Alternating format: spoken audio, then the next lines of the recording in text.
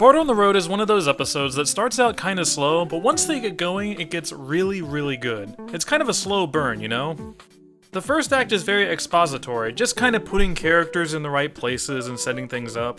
I think its mundanity is kinda the point with the DMV and Springfield scenes. It just feels kinda like they're killing time until Martin shows up with his cash money.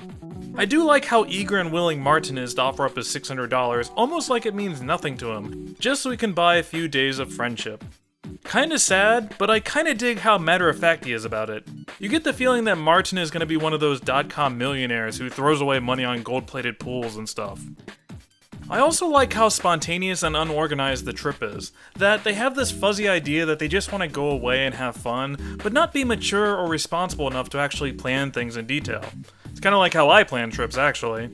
So it's not really surprising then that the most enthusiastic person ends up being able to convince everyone what they should do. Say what you want about Milhouse, but that guy really gets a story going, even if it is stupid and misguided. He's a fun person to pair with a negative and no-nonsense character like Nelson. Speaking of which, the Andy Williams scene is my favorite moment of this episode. Just everything about it. Nelson's initial excitement, his immediate determination to see it, the slow pan to his look of joy. If Nelson Muntz is going to be a secret fanboy about something, I love that they picked Andy Williams of all things. It's so seemingly random, but it kind of fits for a rustic kid like Nelson. I don't know, I totally buy it. Nelson is like a tough kid from the 1950s. I always forget how charming and fun the Homer and Lisa story is in this.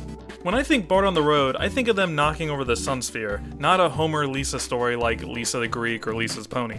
Unlike those two episodes, this one takes the strategy of bringing Homer down to Lisa's level, playing up how bored he gets at work, and they just let Lisa be a kid. I could see a version of her complaining that Homer shouldn't slack off at work and that safety is important, yada yada yada. Here, both characters are just looking to have a good time. It's a rare instance of Homer actually being interested in his daughter, wondering about girlhood crushes and stuff like that. Most versions of Homer would either be too insecure or too uncaring to ask her something like that. In some ways, the slumber party scene feels more realistic and genuine than buying her a pony or watching football together. This scene also reminds me of the metric ton of phone calls that are in this episode. I had never noticed this before, but this episode is full of them. They just can't stop picking that thing up. Even the Corey Hotline episode didn't have this many. You've got Marge being jerked around in that running joke, and you obviously need Bart to be able to call home. Homer needs to call Oak Ridge for a solution to the story. But even the jokes are phone dependent. Lisa has Homer prank call Moe, and they finish with Marge answering a bunch of confusing phone calls. In fact, the episode opens with Skinner making a phone call to his travel agent. It's not a problem with the episode or anything, it's more a byproduct of how the characters are all isolated in different places. It's just kind of amusing when you notice how much they do it. The jokes are pretty solid across the board, pretty typical for this era of the show. I like the Cracker Factory and the stock market jokes early on. The road trip produces some great moments, like Nelson whacking that angry father and them getting ice cream with that hitchhiker, the aforementioned Andy Williams joke, the whole debacle with the wigs and the Sun Sphere, Homer throwing a fit in that suit and then pouring out his soda on the safety console. And, as mentioned in the review, I enjoy how needy and desperate Marge becomes after being dumped on so often over the course of the episode. It is so messed up. I will admit, there's something to the plot that is a little unsatisfying in the end, but I have trouble putting my finger on it. I agree it does feel a little rushed, but I don't think that's just it.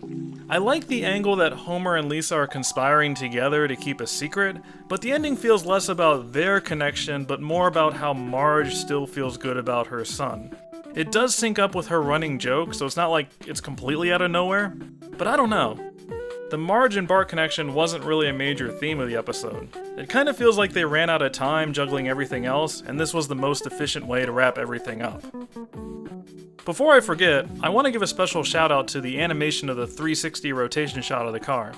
It's very ambitious, and it came out pretty well. I think about how Futurama would show off and do rotations and stuff with computers, so it's cool to see a classic Simpsons episode try something like that. And that's pretty much it for this one.